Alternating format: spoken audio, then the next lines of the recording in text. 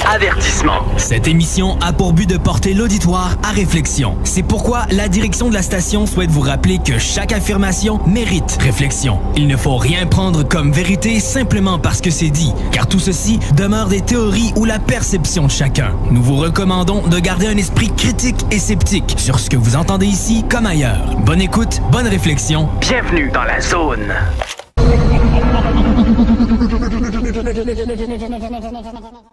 Nous voici de retour avec Pascal et Jean-Charles. Bon, Oui. on avait commencé à parler un petit peu du film, puis bon, de la réalité du film et tout. Oui.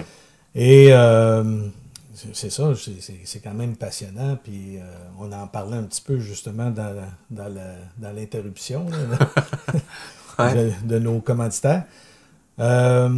Alors, Pascal, je pense que tu avais encore d'autres questions, justement, qui s'adressaient à Jean-Charles. Fait que je te laisse aller avec tout ça.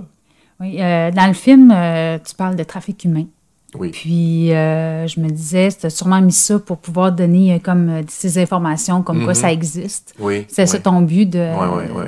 Ben, encore une fois, j'ai fait des recherches, donc c'est pas moi qui le dis. Hein. On sait que le trafic humain est une chose horrible qui existe dans le monde entier.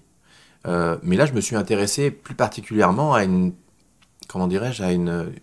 Le trafic humain à d'autres personnes. Il y a des gens qui disparaissent. Un policier m'a toujours dit une fois, personne ne disparaît sans laisser de traces. Il y a toujours un truc.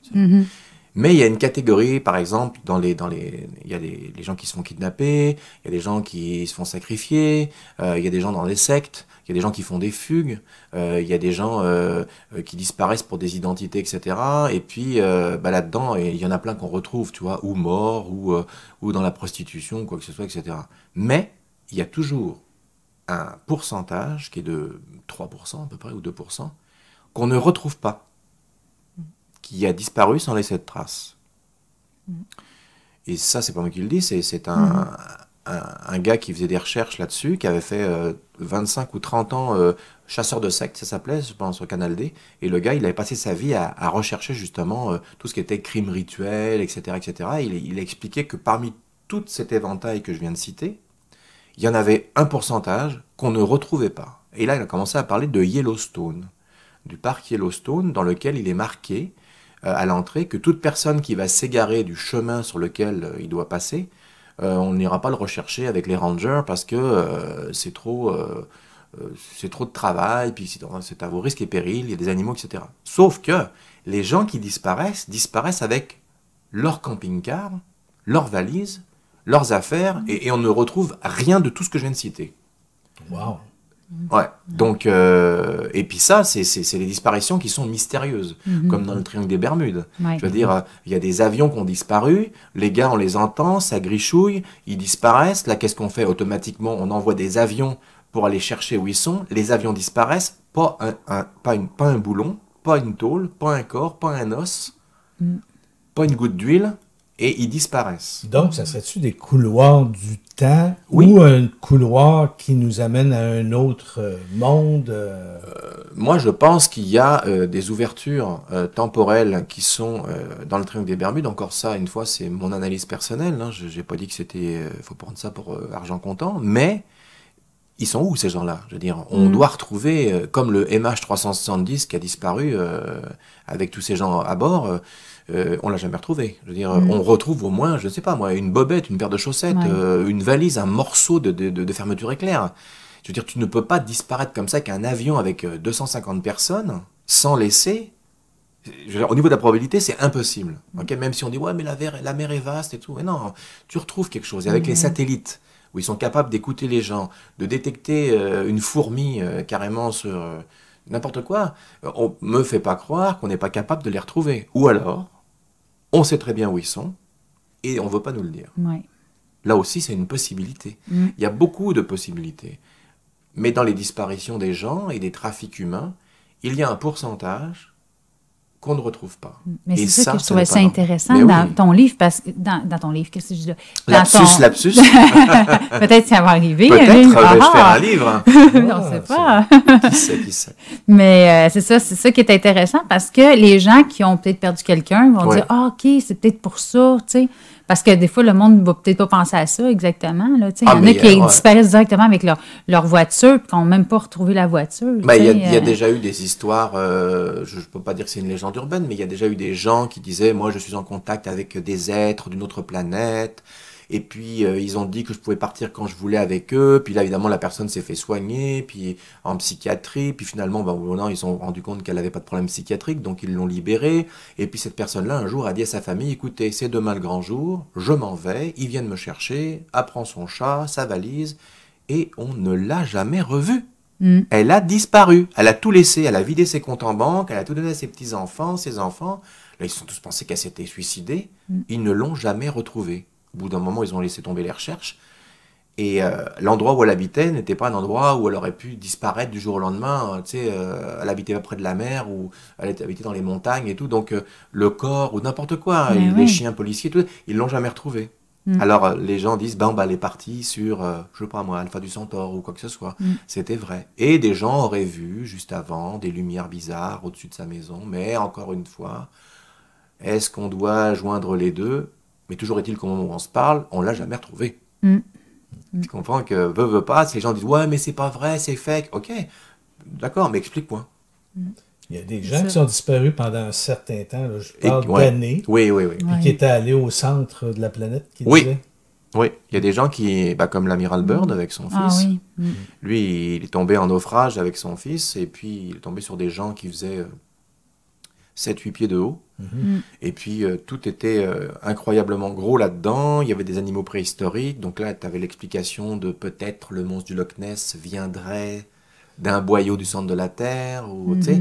Alors, il y a beaucoup d'histoires, folkloriques ou pas, mais à chaque fois qu'on dit « Oh, mais c'est une légende », les gens ne savent pas que le mot « légende » ne veut pas dire invention.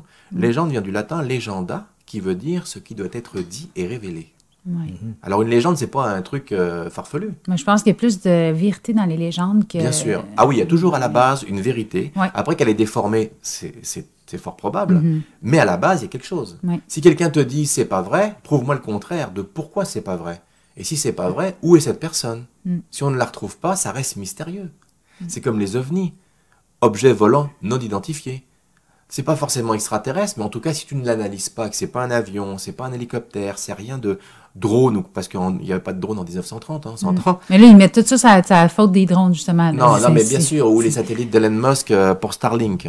C'est tellement facile. Et à l'époque où nous sommes rendus, avec la technologie qu'on a, c'est très difficile, je dirais même impossible, maintenant, pendant qu'on se parle aujourd'hui, de dire si une vidéo est vraie ou fausse. Oui, il y a trop de trucage. Avec le deepfake qui vient d'arriver, où on peut mettre le visage de quelqu'un dessus.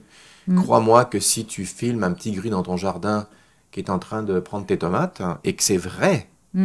Ils vont me passer ça là-dessus. Voilà. Mais par contre... Il y a une technologie, là, par exemple, là, qu'ils ont trouvé pour identifier là, les faux vidéos. Oui, mais encore, ça, c'est parce qu'on nous dit ça. Mais ça, c'est ça. Puis, est-ce qu'ils vont se servir de ça pour tout mettre faux aussi? Là, dis-toi bien que quand on nous montre une technologie, c'est qu'il y en a une plus avancée qui existe. Si on te la donne au public, c'est parce qu'ils en sont rendus très, très loin. Oui, c'est ça. Ça, c'est ma théorie aussi. Puis, j'ai déjà rencontré des gens qui m'ont parlé de technologie qui est sortie 8 ans plus tard.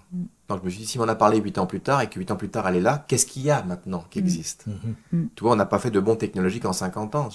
On s'est arrêté d'un seul coup, là, depuis les 50 dernières années, qu'est-ce qu'on a sorti de plus? On n'a rien sorti de plus. On commence à parler de voitures électriques. Voilà, alors que ça fait longtemps que Nikola Tesla avait fait sa voiture électrique, qui ne se rechargeait jamais et qui roulait avec.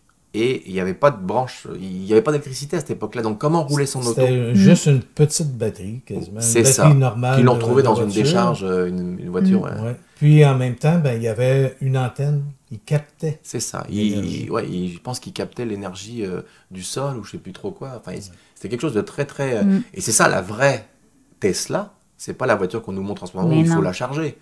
C'est pas ça. Encore un intérêt pour prendre de l'argent aux gens et tout ce qui est gratuit n'est pas intéressant. C'est ça. Dire soigner les gens, ça intéresse personne.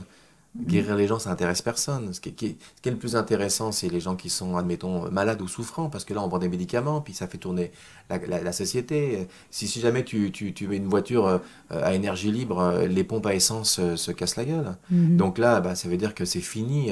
Le pétrole, c'est quelque chose qui est énorme dans l'énergie. Donc là, si tu as une énergie qui est accessible à tout le monde, c'est plus qu'un manque à gagner. C'est des centaines de trilliards, de trillions, de milliards qui vont partir. Donc, je ne sais pas comment ils vont faire pour amener l'énergie, mais il y a beaucoup de gens qui travaillent fort et dur pour ça, pour que l'être humain puisse justement avoir accès à toutes ces technologies, parce qu'elles existent. Mais surtout avec la planète qui n'arrache un peu, il faudrait peut-être que ça commence à faire quelque chose. Oui, mais en ce moment, certains gouvernements dans le monde ont décidé d'essayer de changer leur plan parce qu'ils sont touchés comme tout le monde. Tu sais, on parle du gouvernement, mais les gens du gouvernement, ils ont des enfants. Oui, c'est ça. Et donc, c'est des êtres humains comme nous. Enfin, comme nous. Ça dépend qui, mais... En parlant de la Rive-Sud, justement, on est sur la Rive-Sud. Il y a quelqu'un sur la Rive-Sud, là, je ne le nommerai pas, mais on connaît quelqu'un qui, lui, avait fabriqué un carburateur. Oui. Avec lequel il faisait 100 000 au gallon, puis avec, à l'époque, le Duster, le gros 4 Berry, là, tu sais, il faisait 100 000 au gallon. Et là, il a essayé ça sur des Jeeps de l'armée, puis là, il y a du monde qui ont commencé à s'intéresser à ça. Il y a des gens d'université, il y a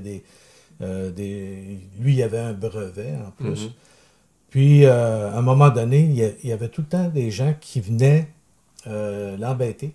C'était des gens, il dit, tout habillé en noir, tu sais, les fameux hommes en noir. Mais c'était pas les hommes en noir extraterrestres, mais c'était plus des fonctionnaires, si on peut dire, genre, ou des gens qui sont dans des business très importants. Et puis, quand ils étaient tellement importunés par eux autres, qu'ils étaient menaçants à certains moments, puis... il lui disait à la toute fin, là, quand ils ont réglé un peu là, leur affaire, là, c'est que, il dit, tu t'imagines-tu, là, il dit, le nombre, il dit, il y a des postes d'essence là, à tous les coins de rue. Du jour au lendemain là, qu'on sort ce bidule-là, eux autres, là, ils vont en avoir moins, besoin de moins, parce que, bon, les gens vont rouler plus longtemps avec leur véhicule. Et puis, là, non, il dit, ça dérange, tu sais, la business, là, si on peut dire. Là. Puis l'économie, c'est une affaire nationale. Fait que là, il a appris que ces gens-là, c'était pas des gens du pétrole, c'était pas des gens... non, c'était des fonctionnaires du gouvernement fédéral, armés en plus de ça, parce qu'il y avait eu même des menaces avec un fusil. Fait que, pas un fusil, un revolver. Fait que là, c'était assez intimidant. À un moment donné, il dit, vous allez nous laisser pour $1 votre brevet. Puis, ils sont partis avec toute la machinerie qu'il y avait pour fabriquer ces choses et puis les tester. Ça fait que c'est comme ça que ça s'est fini, en lui disant, tu n'auras jamais de problème d'argent, toi et tes enfants. Fait que le garage est encore là. On a fait réparer nos véhicules là. Tu sais. Mais il reste qu'on peut pas. Lui, il ne pouvait plus rien faire. Est-il toujours vivant? Je ne le sais pas, mais il doit être pas mal âgé. Là, puis il y a eu probablement. Peut-être qu'il est décédé, puis on ne le sait pas là, présentement. Mais jusqu'à il y a 3 ans à peu près, on est allé, puis il est encore vivant. OK. Ouais. C'est ça, on pense tout le temps que c'est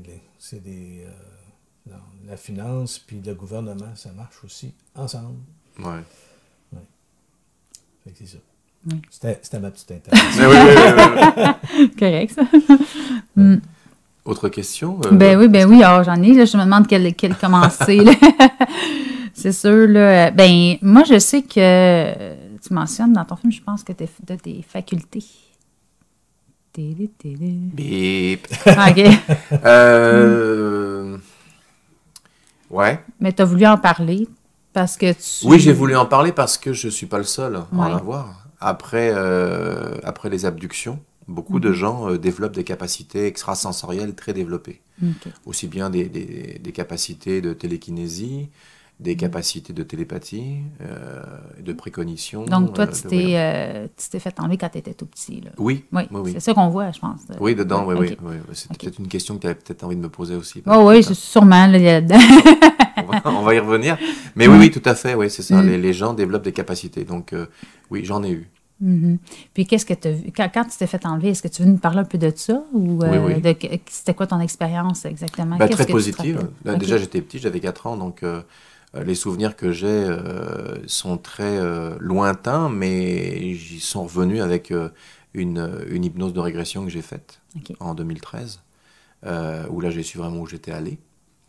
Mais c'est une expérience qui a été pour moi bénéfique, dans le sens que j'ai toujours senti que j'étais plus seul et que j'étais épaulé et protégé dans mes choix de vie. Bien sûr que pas tous les choix de vie non plus, je veux dire, mais les choix déterminants pour mon existence. Donc si j'ai un accident ou quoi que ce soit, on me protégeait. Ça ne veut pas dire qu'on m'évitait l'accident, mais qu'on le contrôlait.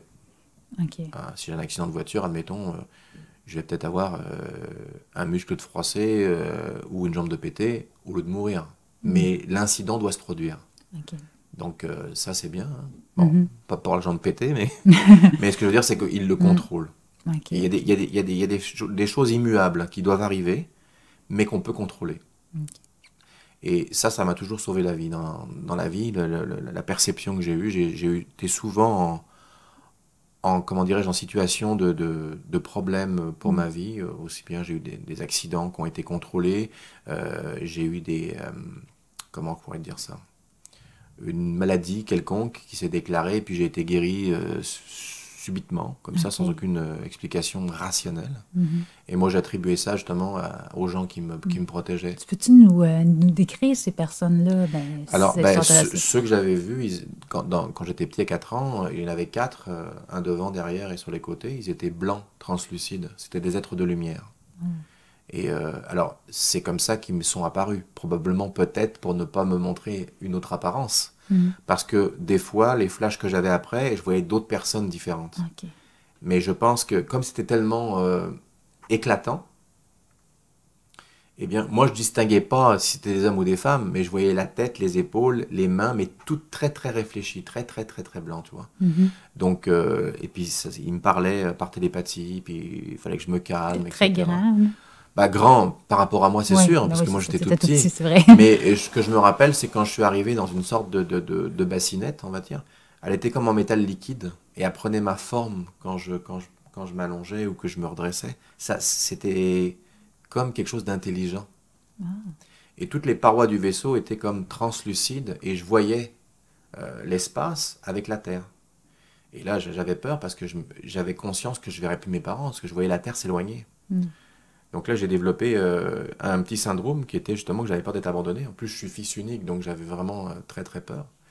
Puis après, je me suis souvenu par morceaux que je me suis promené dans des vaisseaux. Je marchais dans des couloirs, puis je voyais des gens qui arrivaient, qui passaient. Ça me paraissait naturel. Puis après, hop, je suis redevenu à côté de mes parents, dans le sable, au même endroit. Puis là, Il s'est passé quoi quand tu as disparu? 1 heure de disparition. T'es parti. J'ai disparu 1 heure. Je jouais dans le sable à côté de mes parents, sur une plage en France. C'était en Charente-Maritime, c'était à l'île d'Oléron, précisément. Et d'un seul coup, mes parents se sont retournés, c'est ce qu'ils m'ont raconté, et j'étais plus là. Alors là, grosse panique, parce que tu te dis, bon, un enfant, ça va vite. Il y avait la mère à côté, ils ont pensé que j'étais tombé dedans, donc ils ont demandé à plein de gens, c'est pas vu un petit enfant, nanana. Personne. Et les recherches, comme ça, ont duré 1 heure. Et au bout d'1 heure, mes parents, ils sont assis dans le sable, et puis là, tu sais, ils ont comme pris une pause en disant, mon Dieu, mais il est où? Et là, c'était une catastrophe. Et ma mère se retourne, et à une distance de bras, je suis à côté en train de jouer dans le sable. C'est impossible. On m'aurait vu arriver, alors vous l'avez vu arriver, les gens, non, pas du tout. Tu vois un petit bonhomme arriver avec son seau. Mais c'est quoi tu y as dit dans ce moment-là? Est-ce que tu te rappelais quelque chose? Non, j'ai rien dit du tout. J'étais là, devant eux, tranquille, comme si tout allait bien. Et à partir de là, j'ai commencé à développer des trucs un peu bizarres. Les lumières s'éteignaient, s'allumaient. Dès que je voulais quelque chose, ça bougeait, ça s'animait. Mais mes parents étaient déjà très ouverts. Donc j'ai eu la chance, et j'ai toujours la chance parce qu'ils sont vivants, qu'ils étaient à mon écoute.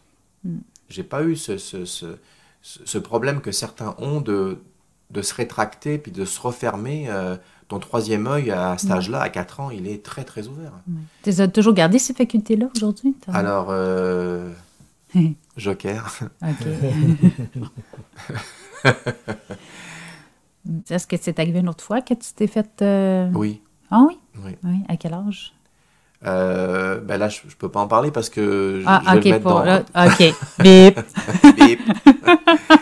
Ça va être dans des suites. Non, mais c'est pas tout de suite. On ne mettra pas ça tout de suite, là, dans les... Non, mais bon, il m'est arrivé plusieurs... Mais de toute façon, j'en ai déjà parlé dans des entrevues. La fois où j'ai eu mon insolation, où j'ai eu un coup de chaud immense. C'était insolent.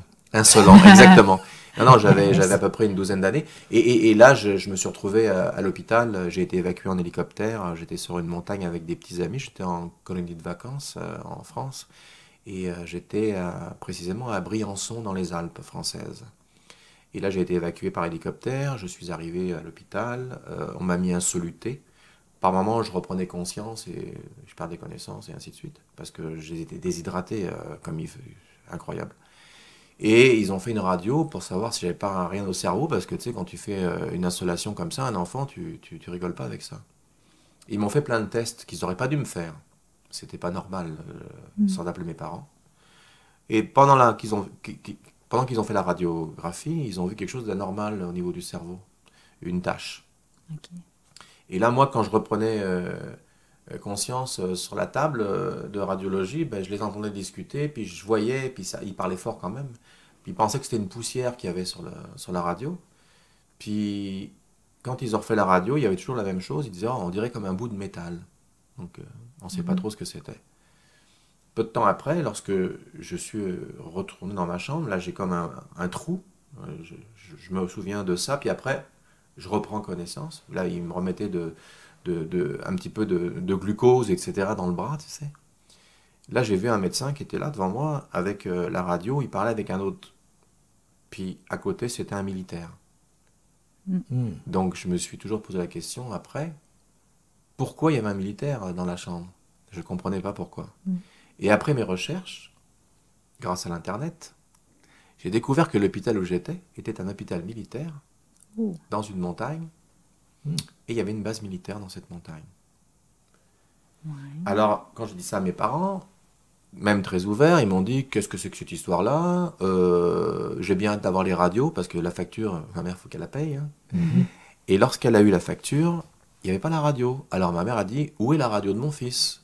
Et ils ont répondu, nous sommes navrés, madame, nous l'avons perdue. Affaire d'État. Et donc, on n'a jamais eu la radio. Elle a eu la facture, ça par contre, elle l'a eu. Et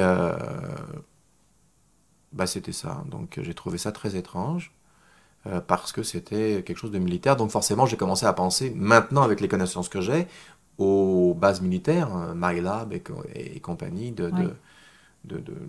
qu'il y a qu'il y aurait des alliances, comme dit Michael Sola, avec des militaires de différents pays, différentes nations, avec des êtres venus d'ailleurs et des collaborations aussi bien positives que négatives. Donc, ce qui commence à nous emmener tout doucement vers la Space Force. OK. Puis ça, c'est quand même quelque chose d'assez étonnant. Là, aujourd'hui, tu n'as pas le goût de voir si c'est encore là. Tu sais, de faire une radio ou quelque chose comme ça. Ben oui. Parce que justement, j'en ai fait une autre. OK. Mais pas parce que je voulais le faire, hein, parce que j'ai eu un grave accident. Alors là, c'est là, justement, de temps en temps, j'ai des trous. En 2009, parce que tu sais, j'ai eu un accident très grave où je suis mort 9 minutes. Je travaillais dans un bar comme portier et ce soir-là, il y a eu une grosse bataille. J'ai, saisi un client récalcitrant. Donc, et pendant que je tenais le client, qui était quand même assez gros, il me cachait, moi, derrière. Fait qu'il y a quelqu'un qui lui a donné un coup de poing, et en lui donnant un coup de poing, le gars est tombé sur moi, mais en tombant sur moi, il a reculé en mettant son pied sur mon pied, donc il m'a bloqué, et je suis tombé avec la personne en arrière, la tête sur un coin de haut-parleur en acier. Donc là, plus de son, plus d'image, plus de Jean-Charles, terminé, merci, bonsoir. Et là, ce qu'on m'a raconté, parce que là, je suis plus là, hein, bien sûr. J'ai pas vu de tunnel, j'ai rien vu du tout. C'était ma prochaine question. Je savais que tu allais poser cette question. Donc, j'ai pas vu de tunnel, quoi que ce soit. Tout ce qu'on m'a dit, c'est que ma tête a triplé de volume, que mes yeux étaient exorbités, que j'avais les yeux ouverts, que je n'avais plus de respiration, plus de pouls, plus de battement de cœur, plus rien. Pendant quasiment 9 minutes, puisque la personne qui était là m'a prodigué les premiers soins. Est-ce qu'elle m'a fait la respiration artificielle? Je ne le sais pas, mais je pense que oui. Les secours sont arrivés. Ils m'ont retiré ma veste par balle, parce que je travaillais tout le temps avec une veste par balle dans les bars, parce qu'à l'époque, c'était très dangereux. C'est ici au Québec? Oui, ah, ouais. Ici. Donc, je ne prenais pas de chance. Je me protégeais, parce que les gens m'aimaient et que moi, j'aimais ma famille, donc je ne voulais pas prendre de risques. Donc, même si j'avais des facultés, je n'en suis pas moins un être humain, de chair et de sang aussi, en partie. Donc, ça m'a protégé. Et lorsque j'ai réouvert les yeux, j'étais sur comme une table, on va dire, je ne sais pas trop. Là, et il y avait des gens en blanc autour de moi. Il va falloir qu'on arrête ça là, hein, je pense, un petit peu, puis laisser ça drette de même pour après la pause. CJMD 96.9. Branché sur Lévis.